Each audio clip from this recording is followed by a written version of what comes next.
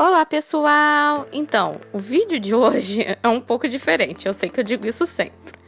Mas ele é diferente principalmente porque, em geral, quando eu começo uma pintura, sobretudo se eu estiver gravando para o YouTube, eu tenho em mente o que me interessou na referência, o que eu quero aprender com aquela pintura e como eu quero que ela fique no final. Eu, em geral, trato as minhas pinturas, essas que vocês veem, como objeto de estudo. Eu quero aprender alguma coisa com ela. No entanto, o que vocês estão vendo hoje sou eu pintando, depois de um dia bem longo, sem nenhum motivo especial e sem grandes expectativas pro trabalho final. E mesmo assim, tem um aspecto dessa pintura que não me deixou muito satisfeita, que eu não consegui representar da forma que eu gostaria. Mais exatamente, eu realmente gostei de como na referência parte da estampa do interior da xícara estava sendo coberta pelo chá translúcido. O design continuava claro, esse design do interior da xícara, mas a cor do chá modificava um pouco ele. Eu tentei alcançar esse efeito, mas eu tenho a impressão de que o meu chá ficou um pouco mais opaco do que eu gostaria. Ainda assim, eu acho que valia a pena fazer esse vídeo porque muitas vezes, especialmente quando eu estou trabalhando com materiais com os quais eu tenho menos familiaridade, é muito fácil ver qualquer erro como o fim do mundo. Arrancar a página do sketchbook e jogar longe. E se isso te ajudar psicologicamente, você pode fazer isso. Todo mundo já fez isso na vida. Mas eu acho que o melhor é procurar o que você fez certo, ou no caso de fato você ter que começar do zero, de ser um erro substancial, buscar entender o que você fez de errado, o que deu errado na sua pintura.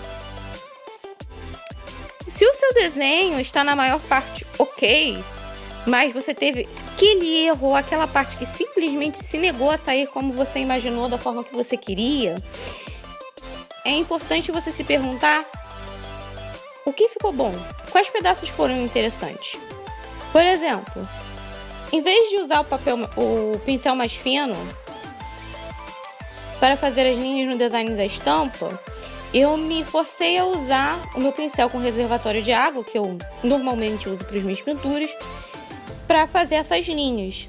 E por mais que a ponta dele seja fina, algumas vezes quando eu tentei fazer isso antes, eu acabei fazendo linhas mais grossas por falta de controle. No entanto, dessa vez elas saíram bem regulares e com a espessura que eu queria. Então, esse já é um ponto positivo da peça. Agora, se nesse caso eu achasse que a forma como eu representei o chá fosse um problema o suficiente para quebrar a peça, para eu achar que eu teria que refazer do zero, eu me perguntaria por que eu errei, o que deu errado, tá? Bom, vou te contar como foi o processo de tentar pintar. Bem, primeiro eu tentei aplicar a cor do chá sobre o design pronto, mas a área não estava completamente seca e as cores começaram a se espalhar. Depois, quando eu consegui limpar essa base com papel toalha, eu tentei misturar a cor do chá com a cor de cada elemento do design antes de aplicar no papel. Mas eu misturei tão pouco que não teve contraste algum entre o design que estava debaixo do chá e o que estava acima. Por fim, para tentar corrigir, eu apliquei uma camada muito concentrada da cor que usei para fazer o chá, ou a cor base, em cima da área da estampa, o que fez o líquido parecer menos translúcido do que ele era nessas partes.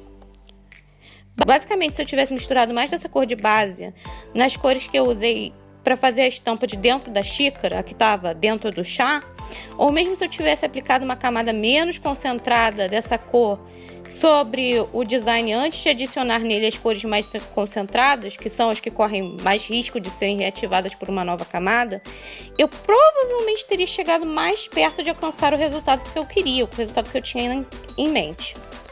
A ideia é tentar se acostumar a tirar algo bom do erro e não deixar que ele te impeça de começar uma nova pintura. Desde que eu comecei a tentar analisar o que deu de errado e o que eu fiz de certo numa pintura, em vez de tender a desistir da ideia como eu fazia antes, eu passei a ficar curiosa. Isso porque na minha cabeça eu tenho uma teoria de como atingir aquele efeito que eu queria atingir. Então eu fico querendo testar e descobrir se vai dar certo. É claro que às vezes você vai precisar descansar e começar de novo no dia seguinte, isso é normal. Mas a ideia do vídeo de hoje é tentar se pressionar menos e pintar mais, sem deixar com que os erros acabem com a sua diversão. Então, eu espero que vocês tenham gostado do vídeo de hoje. Muito obrigada por assistirem. Vejo vocês na próxima. Tchau, tchau!